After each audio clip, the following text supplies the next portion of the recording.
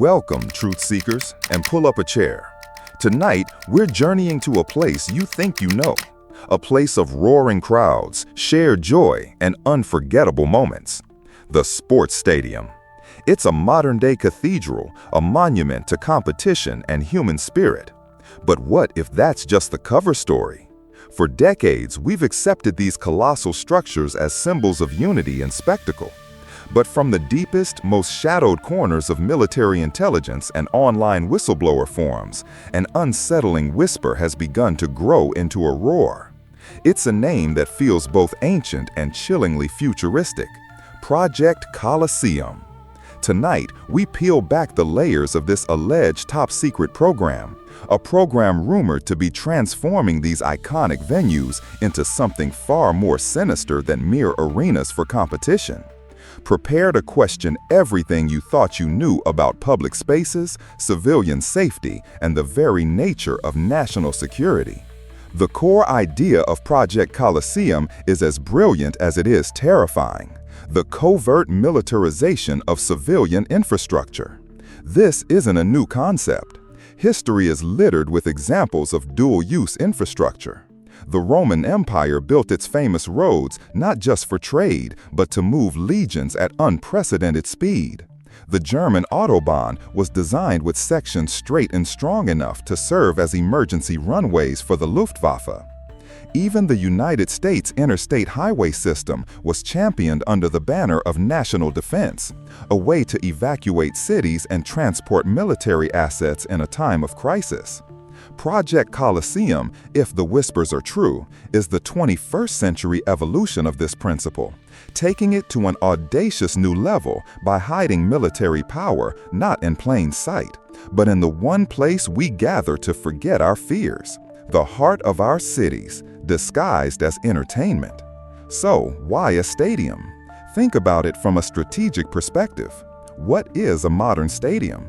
It's a pre-built, reinforced concrete fortress, often situated at the nexus of major transportation routes. It has an independent high-capacity power grid capable of running massive lighting rigs and broadcast equipment, or something far more power-hungry. It features extensive underground networks of tunnels for maintenance, logistics, and VIP access, tunnels that could easily be expanded and hardened. It has sophisticated surveillance and communication systems already in place. It's a self-contained unit with controlled entry and exit points, designed to manage the flow of up to 100,000 people. In an urban warfare scenario, a stadium isn't just a building. It's the perfect urban citadel. It's a high-ground observation post, a defensible garrison, and a logistics hub all in one.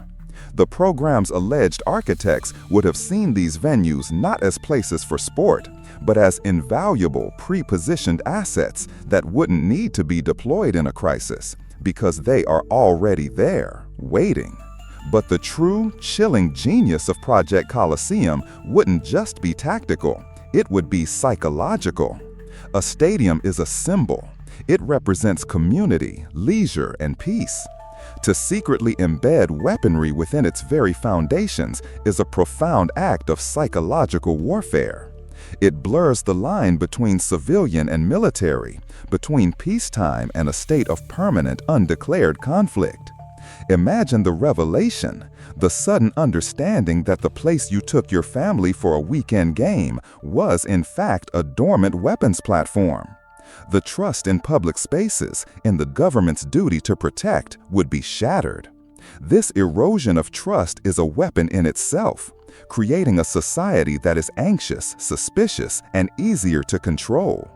The project's name, Colosseum, is a deliberate, haunting choice. It evokes the Roman arenas where spectacle and state-sanctioned violence were one and the same, where the entertainment of the masses was a tool of imperial power. Could it be that the architects of Project Colosseum see us, the cheering fans, in the same light? We are about to explore the specific technologies that could make this nightmare a reality, moving from the why to the truly terrifying how. If the strategic and psychological motivations behind Project Colosseum are unsettling, the alleged mechanics of it are the stuff of nightmares. Our investigation into the how reveals a chilling catalog of theoretical technologies, each designed to be seamlessly integrated into a stadium's architecture, hidden in plain sight. This isn't just about bolting a gun to a wall. It's about re-engineering the very soul of the structure. Let's begin with the most audacious claim: retractable missile silos, concealed beneath the playing field. Imagine the perfectly manicured turf of a football pitch or baseball diamond. Now, picture it built upon a massive, segmented hydraulic platform. During a national security crisis with the stadium empty, a silent command is given. The field splits apart, retracting to the sides with a low hum, revealing a hardened, multi-cell vertical launch system. From here, a battery of short to medium-range interceptor missiles could be launched, transforming the arena into a key node in an anti-aircraft or anti-missile defense grid for the entire metropolitan area.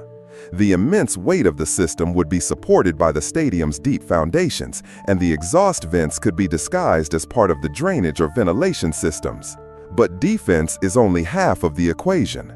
The rumors also speak of offensive and control capabilities that are even more insidious. Consider the lighting rigs and sound systems. We see them as tools for spectacle, but in the world of Project Colosseum, they are weapons. The thousands of speakers that blast rock anthems could be repurposed into phased array acoustic cannons. Using phased array technology, these emitters could synchronize to project highly focused directional beams of sound, either at a deafening, disorienting volume or at specific low frequencies designed to induce nausea and panic. This isn't science fiction. Long-range acoustic devices, or LRADs, are already used by military and police forces. The stadium version would simply be a vastly larger, more powerful, and permanently installed system. It could be used to quell a riot inside the stadium with surgical precision, or it could be aimed outward, projecting incapacitating sound waves into the surrounding city blocks. Then there is the threat you can't see or hear. Every major stadium has a massive, power-hungry scoreboard and a dedicated electrical substation. Insiders whisper that these could house a non-nuclear EMP. With a single massive discharge of electromagnetic energy, this device could create a powerful pulse, frying every unprotected electronic circuit in a multi-mile radius. In an urban combat scenario, this is a devastating tactical advantage. It would disable enemy communications, ground their drones, stall their vehicles, and neutralize any electronically guided munitions. Of course, it would also wipe out all civilian electronics, plunging the surrounding area into a pre-industrial state. The strategic advantage is clear, creating a defensive dead zone around a key asset. The implications for civilian safety are terrifying. Hospitals, emergency services, and personal devices would all be rendered useless. The stadium becomes an electronic fortress, but the cost is paid by the entire city it claims to protect. This brings us to the ethical abyss. The very concept of Project Colosseum makes a mockery of the Geneva Conventions. By placing military assets of this magnitude inside a structure designed for mass civilian gatherings, it effectively turns the stadium into a permanent human shield. In any conflict, it would become a priority target for an enemy, and any attack on it would inevitably cause catastrophic civilian casualties, whether the stadium was occupied or not. Who gets to press the button? A military commander miles away in a bunker? An AI algorithm that detects a threat? What happens if the system malfunctions during a championship game, or if it's compromised by a hostile cyber attack? The line between protecting a population and controlling it becomes dangerously, irrevocably blurred. The stadium ceases to be a community asset and instead becomes a symbol of ultimate authority, a loaded gun held permanently to the city's head. It forces us to confront a deeply uncomfortable reality, that in the pursuit of absolute security, we risk sacrificing the very freedoms and sense of safety we seek to preserve. What do you think about the potential for dual-use infrastructure like this? Let us know your thoughts in the comments. Subscribe for more deep dives, and we'll see you in the shadows.